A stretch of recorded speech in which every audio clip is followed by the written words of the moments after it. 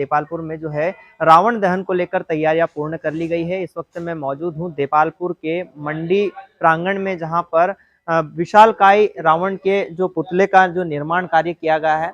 यहाँ करीब 8 दिनों से यह निर्माण कार्य चल रहा है। हम आपको दिखाने की कोशिश करेंगे कि किस तरह से जो रावण के जो पुतले के अलग अलग अंग आपको नजर आएंगे, जहां आप देखेंगे कि किस तरह से जो रावण का जो यहाँ प्रतिरूप प्रतीकात्मक जो पुतला बनाया गया है उसमें रंग बिरंगी रोशनी से इस बार सजाया गया है। जो मुकुट है रावण का उसमें रंग बिरंगी रोशनी आपको दिखाई देगी।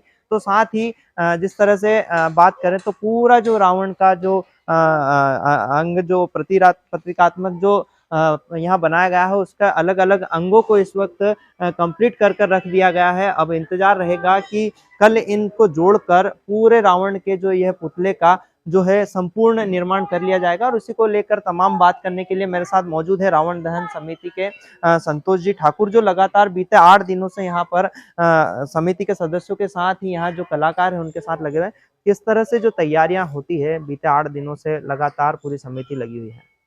जैसा कि आपके सामने विशालकाय रूप लिए हुए रावण का प्रतिरूप दिख रहा है, इसे बनाने के लिए कलाकार शाजापुर से आते हैं। पिछले 10 दिनों से उनकी रात दिन की मेहनत से ये तैयार हुआ है। और इसमें जो लाइट विद्युत सज्जा दिख रही है, ये हमारा नरसिंह भाई पांचाल उनकी मेहनत का नतीजा है। हम चाहते हैं कि इस बार हमेशा हर साल अलग अलग रूप इसका हम देने की कोशिश करें। और इसमें विशेष एक ये बात भी रहती है कि आतिशबाजी देखने लायक होती है। और करीब 7 गण हैं मेरे अनुमानित, मान लो समिति में होंगे 50 के आसपास हो जाते हैं। तो सब मिलकर ये त्यौहार हर्षोल्लास के साथ में मनाते हैं। हालांकि ये है ना यत्नेश जी, लोगों की एक ऐसा रहती है कि रावण जलाओ तो नुकसान होता है या और कोई परेशानियां आती हैं, ये गलत भ्रांतियां हैं। ये तो श्री राम भगवान का या उनके लीला कहें अपन, नहीं तो वास्तव में देखा जाए तो रावण कौन था अभी बहुत सारों को ये पता ही नहीं है कि रावण क्या है। ये तो सिर्फ ओनली जय विजय नाम के जो पार्षद अपने भगवान श्री हरि विष्णु जी के पार्षद थे, ये वो थे। इनको क्या हुआ कि ये सप्तऋषि आए, भगवान विष्णु जी से मिलने आए, द्वारपाल जी को विश्राम कर रहे होंगे तो उनने रोका। रोकने से वो क्रोधित हो गए, क्योंकि मैं शॉर्ट में बता रहा हूँ, कथा लंबी है। तो उनको रोकने के बाद में इतनी देर में क्या हुआ कि भगवान जी का आना हुआ और अचानक देखा गया श्राप विफल तो हो नहीं सकता।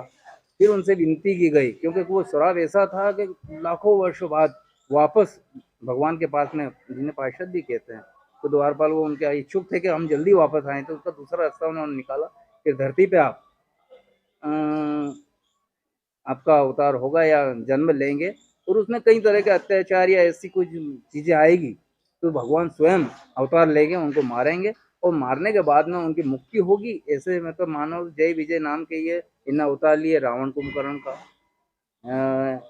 हिरण और हिरणाक्ष का, और कंस शिशुपाल का, और इनकी ऐसी गति सुधरी और उसके बाद वापस भगवान विष्णु जी के पास में अपने द्वारपाल के रूप में वापस। अभी इस बार तो कितने भगवान की सिर्फ इस बार बात करें तो कितने फीट का जो रावण तैयार किया गया है, क्योंकि हर बार विशालकाय रावण होता है और देखने के लिए लोग दूर दूर से पहुंचते हैं। इस बार कितने फीट का जो रावण तैयार किया गया है? तकरीबन इसका क्या है 51 फीट का तो हमारा लक्ष्य रहता है, लेकिन ये 52 से 55 फीट, मुझे लग रहा है कि 55 फीट के आसपास का रावण है।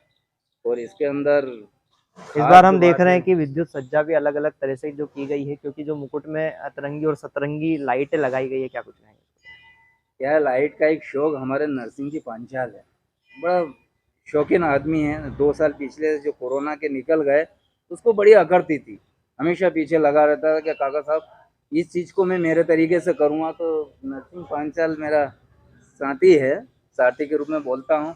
ये सारी इसी की मेहनत है, जो हमेशा अलग अलग तरह की लाइट के माध्यम से रावण के जो रूप को है अलग अलग शो करने। कहाँ के कलाकार इस बार आए हैं जो इस रावण को मूर्त रूप दे रहे हैं? ये देखो शाजापुर के कलाकार हैं पवन जी सोनी, और उनकी टीम पूरी लगी रहती है। और विगत कई वर्षों से ये रावण का पुतला जो इतना आकर्षित है, मतलब वाकई में कलाकार हैं, कई मूर्तियां वो बनाते हैं, ये उन्हीं की सारी मेहनत होती है और बड़े शौक और लगन से होती है। और एक तरह से यूँ माना जाए कि वो बनाने के लिए नहीं आते, खुद ऐसा समझते हैं कि मैं भी इसी समिति के अंदर हूँ। तो मैं उनका आभार मानता हूँ। इस बार जो है 55 फीट के करीब 55 फीट के रावण का यहाँ जो पुतले का जो है दहन होने वाला है, और उसी को लेकर जो तमाम तैयारियां हैं वो कर ली गई है। बस एक दिन शेष है, कल दशहरा होगा और दशहरे के दिन रावण के इस प्रतीकात्मक रूप का दहन किया जाएगा। यत्नेश सेन, देपालपुर लाइव।